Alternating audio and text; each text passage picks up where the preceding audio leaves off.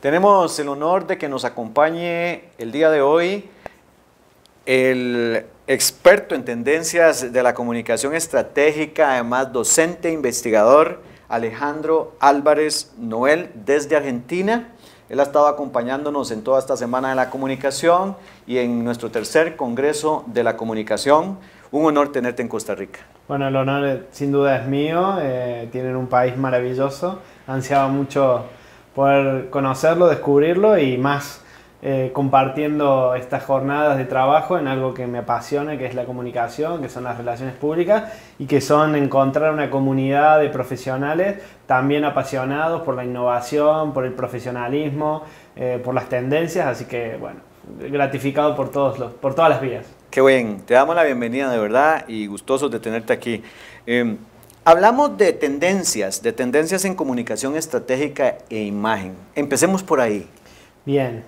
Estamos viviendo un momento muy particular en el ámbito de la comunicación. Yo creo que en el ámbito, a nivel general en la sociedad, ¿no? A nivel del trabajo, a nivel de las organizaciones, a nivel público, y sin duda que la comunicación también, hacia adentro y hacia afuera, o sea, en lo específico de la profesión, el periodismo, la comunicación audiovisual, la comunicación organizacional, tanto hacia afuera está teniendo un rol estratégico. Entonces, tomarse el tiempo de pensar y reflexionar sobre lo que nos está pasando y hacia dónde camina la organización, sin duda que bueno, es una inquietud y un desafío.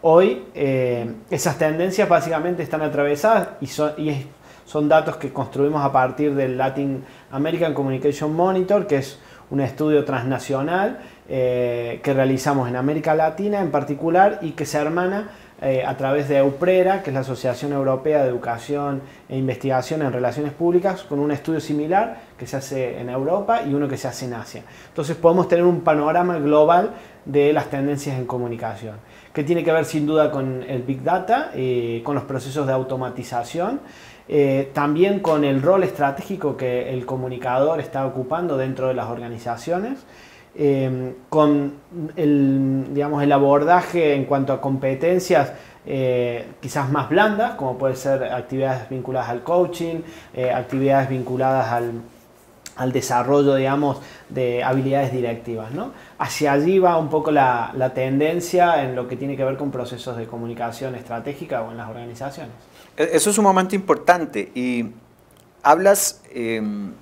Cuando hablamos de lograr una eficiente comunicación estratégica, has planteado en la conferencia, primeramente, que se debe de ser sensible socialmente.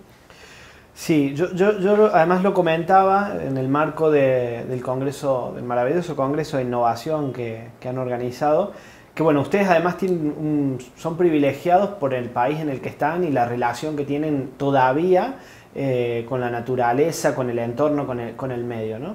Quizás los excesivos procesos de mediatización que implica la tecnología, los dispositivos móviles, nos han separado de nuestras capacidades sensitivas, ¿sí? De reconocer el entorno a partir de lo esencial que tienen las personas, ¿no? Que son sus sentidos básicamente. Entonces hay una primera tensión, un primer llamado hacia volver hacia eso, ¿no? Volver a nuestra capacidad de observación, a nuestra capacidad de sentir, ¿sí? Lo que nos está pasando, lo que nos rodea.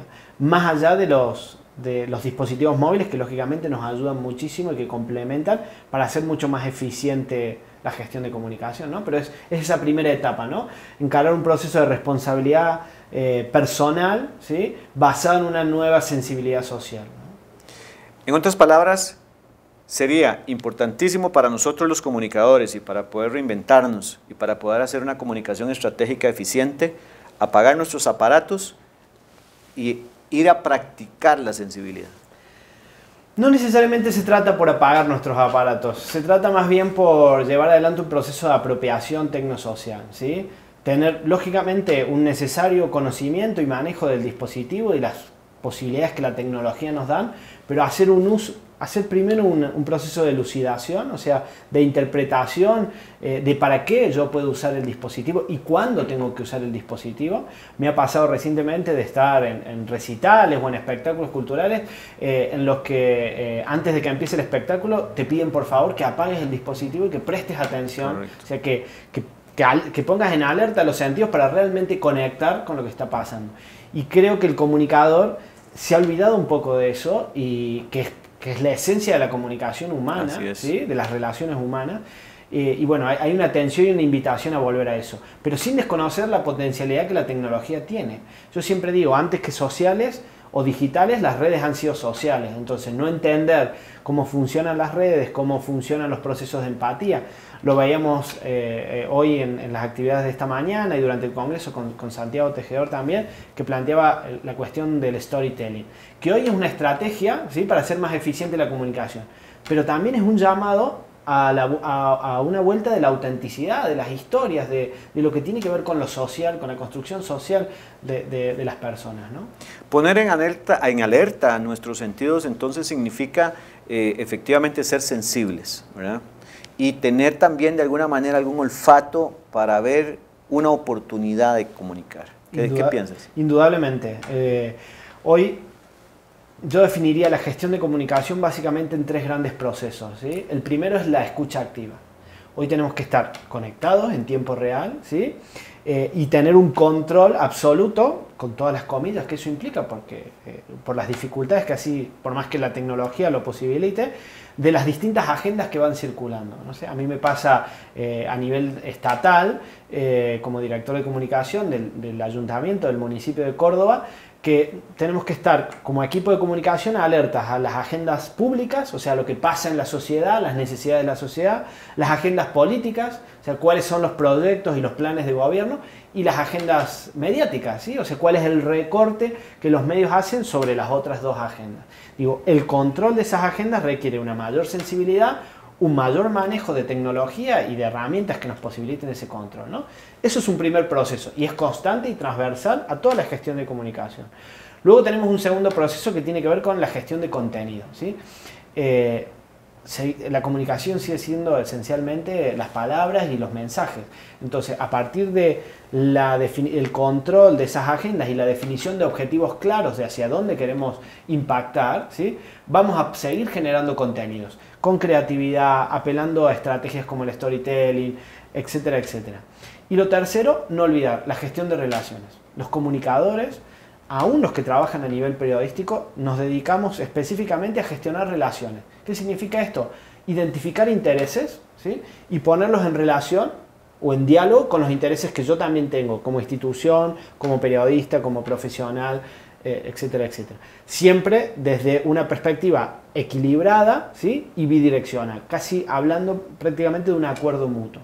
Y romper una lógica que la comunicación ha tenido de unidireccionalidad, yo siempre lo digo, uso la metáfora, salir del sermón y entrar a la conversación, ¿sí?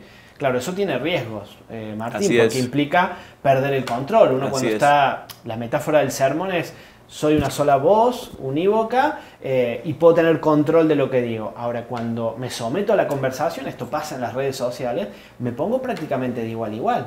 Y esto le pasa a los políticos, le pasa a las marcas, les pasa a las organizaciones que, por ejemplo, incursionan en acciones en redes sociales y que no tienen muy claro este nuevo paradigma que está haciendo estragos, digamos, en la comunicación. Alejandro, precisamente ahora que hablamos de esa experiencia digital que todos estamos experimentando y esa transformación tecnológica, vemos mucho ruido, el exceso de ruido, ¿verdad? Vemos muchos emisores.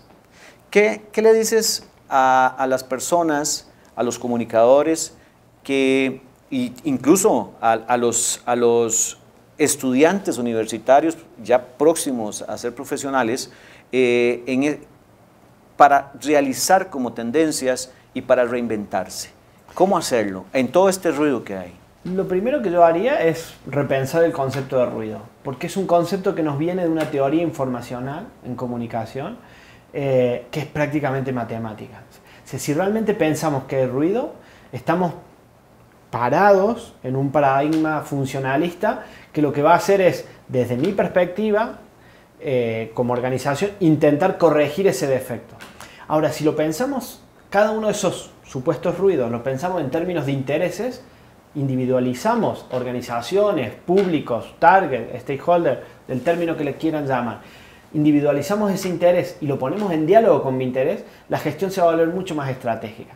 Porque así yo puedo identificar esos públicos o actores con los cuales yo tengo un interés en particular, segmentarlos, priorizar y pensar una estrategia mucho más segmentada, mucho más micro dedicada hacia ese público en particular, ¿sí? Porque es real, o sea, nos aturdimos, hay una infoxicación de estímulos, ¿sí? Pero esos estímulos no dejan de ser intereses. O sea, todos tenemos intereses. Lo que pasa es que es una palabra que muchas veces está denostada y peyorativamente negativa, porque pareciera que el interés es una especulación respecto del otro. Pero no, todos tenemos intereses, todos tenemos visiones, sueños, objetivos, proyectos. Lo importante es poner en diálogo desde las organizaciones esos intereses. Y le pasa al que escribe un artículo periodístico en un medio o cronica algún acontecimiento, como también las organizaciones que comunican. Las organizaciones son seres sociales que comunican, ¿sí? Porque por detrás hay personas con intereses genuinos, ¿sí? Donde también hay un punto para trabajar en la función directiva de la comunicación. Yo siempre digo, yo prefiero, y en esto hay una exhortación a las universidades y a quienes forman y a quienes formamos comunicadores, yo prefiero que me enseñen a leer el manual a que me enseñen el manual. Porque lamentablemente en el momento en el que estamos, la tecnología cambia tan rápido que yo aprendí a escribir con máquina de escribir. O sea, a mí me enseñaron el teclado de una máquina de escribir. Yo hoy estoy muy lejos de eso. Tuvimos que migrar. Tuvimos que migrar y vamos a seguir migrando. ¿Cuántas veces actualizamos nuestro dispositivo por semana? Así es. O sea, la tecnología, es que el adjetivo de nuevo, viejo, ya no le cabe. Es tecnología. Todo el tiempo va a ir modificándose. Entonces, lo que sí necesitamos es generar conciencia y espíritu crítico sobre lo que está pasando. Y esto se llama un proceso de apropiación tecnosocial. ¿Para qué puedo utilizar la tecnología? ¿Para qué me puede servir útil? ¿Sí? Y yo decía, aprender lo operativo, porque es verdad que a quienes acuñamos la vocación de la comunicación nos encanta, como dicen los españoles, meter la mano en el barro, ¿no? O sea, nos encanta organizar eventos, estar en el backstage, grabar. Pero también tenemos que tener la capacidad de pararnos en un escalón más alto, en un nivel estratégico, en un nivel directivo, ¿sí? Y poder incidir en los objetivos de la organización. De esa manera podemos hacer que la comunicación aporte realmente valor a las organizaciones y no sea subsidiaria, ¿sí? Que también es una alternativa, no nos va a despegar de eso. Y creo que acá tenemos que aprender de lo que han hecho otras áreas de las organizaciones, como puede ser marketing, como puede ser finanzas, las áreas de calidad, las áreas operativas, que rápidamente entendieron este clic y hoy se sientan en la mesa chica de las organizaciones y toman decisiones, ¿no? Dentro de la comunicación estratégica es importante profundizar y también ahondar en datos, pero se nos habla en las nuevas tendencias el storytelling, el contar historias, las emociones. ¿Cómo lo ves? Me parece una estrategia fascinante. Sí entiendo que antes de apelar a una estrategia de storytelling, necesariamente tenemos que saturar un nivel de beneficios que yo le llamo beneficios funcionales. O sea, si la organización, por citar un ejemplo muy gráfico, un banco me puede venir y contar una bonita historia, pero si el banco no es seguro y es rentable, yo no voy a entablar relación con ese banco, ¿sí? Por más que, o sea, Coca-Cola funciona muy bien, ¿sí? Con el storytelling y con toda su estrategia de comunicación, porque el producto es bueno. Es decir, debe de haber veracidad. La credibilidad se construye primero con beneficios funcionales que yo te pueda trasladar, ¿sí? Y luego todo este tipo de estrategias que son beneficios emocionales basadas en el storytelling acompañan, ¿sí? Por eso yo cito siempre después un ejemplo muy claro que me parece que además trascendió. Había una marca de jabón, ¿sí? Durante mucho tiempo que promocionaba, llamaba el desafío de la blancura. Entonces hacía un anuncio, iba y te mostraba una prenda sucia, visitaba a un vecino y le decía, lávalo con este jabón y ven y muéstranos. Y comparaban esa blancura con la nieve, con la espuma, ese es el desafío de la blancura. En un momento esa empresa dejó de comunicar eso que era beneficio funcional y empezó a contar lo maravilloso que era que los niños jugaran. De repente empezó a decir el juego es maravilloso, los niños aprenden valores, aprenden roles, la suciedad no importa.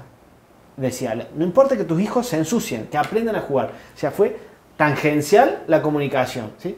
Claro, ¿qué pasó? Estaba tan posicionado el beneficio funcional de que el jabón era bueno para blanquear, que se podía dar el lujo de contar que podías dejar que tu hijo se ensucie. Correcto. Porque de la suciedad se encargaba el jabón. ¿Se entiende? Entonces, el storytelling funciona en tanto y en cuanto yo tengo un producto que pueda construir, ¿sí? Y un beneficio que pueda transmitir real, porque en definitiva los intereses siempre primero son reales. Sentimientos. Los sentimientos, las emociones, incluso llegar a un nivel de autorreferenciación. Digo, yo soy usuario de Mac, por ejemplo, y no hay vuelta atrás. Digo, una vez que uno experimenta una relación con determinadas marcas, que ha saturado el beneficio funcional, que tiene un nexo emocional, ya luego hay un beneficio que se llama de tipo de autorreferencia, que yo digo, estoy casado ya con la marca, ahí hay una fidelidad que es muy difícil de romper, ¿no? Estamos hablando con Alejandro Álvarez Noel desde Argentina, nos acompaña aquí en el Colegio de Periodistas de Costa Rica. Por último, Alejandro, ¿qué papel juega la imagen? La imagen, a ver, yo siempre me gusta definir. Esto también hay como que es un problema que tenemos a nivel profesional, porque no nos ponemos de acuerdo conceptualmente en algunas cuestiones. Estamos en un bucle epistemológico para resolver. Y cada uno, algunos colegas van publicando algún libro y entonces hablamos de imagen, de reputación, de credibilidad. Son conceptos de posicionamiento que a veces confunden más de lo que definen.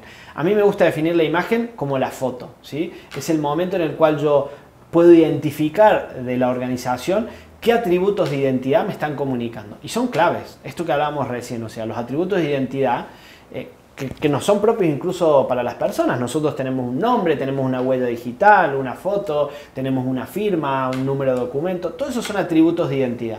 Como yo los comunique, ¿sí? Es la imagen que va a ser la representación mental que tú te puedas construir.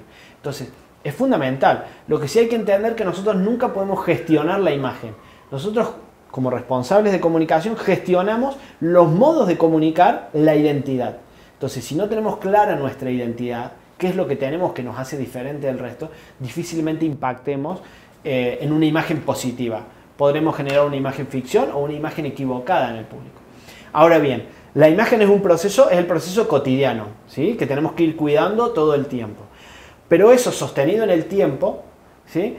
Con un posicionamiento que sea incremental, vamos a conseguir una credibilidad, que en definitiva es por lo que deberíamos trabajar todos. Así es. ¿Sí? Que es una credibilidad o la reputación, que ya es casi un intangible, ¿sí? o un capital intangible, que incluso hoy se vuelve en valores monetarios, ¿no? Es un capital que la organización tiene. Incluso se cambia ya algunos conceptos, el concepto del consumidor, el concepto del cliente, y se nos pide que vayamos y que miremos a la persona como tal. Indudablemente, eso es parte de romper este modelo funcional, informacional, ¿sí?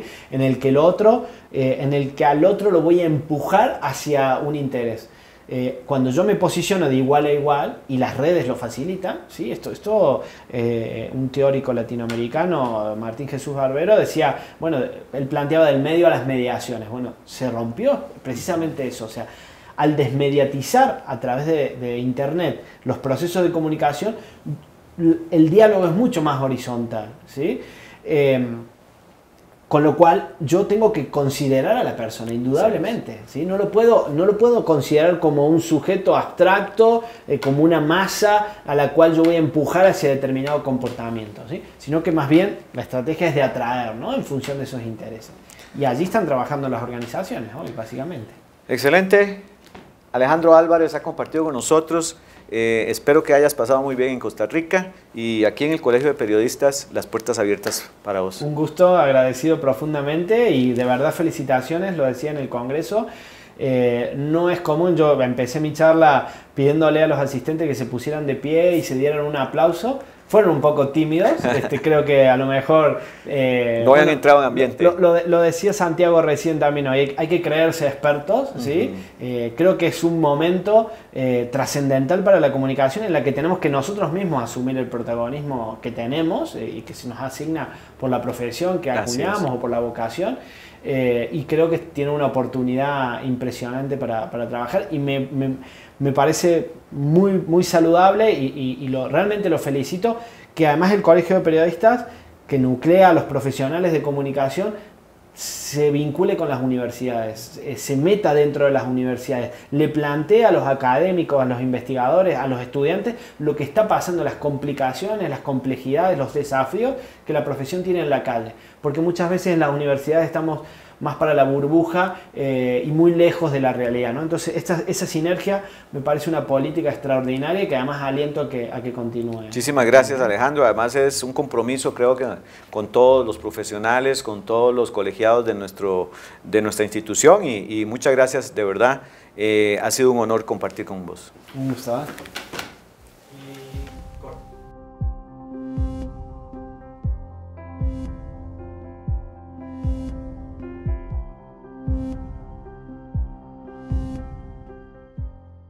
Colegio de Periodistas Profesionales en Comunicación.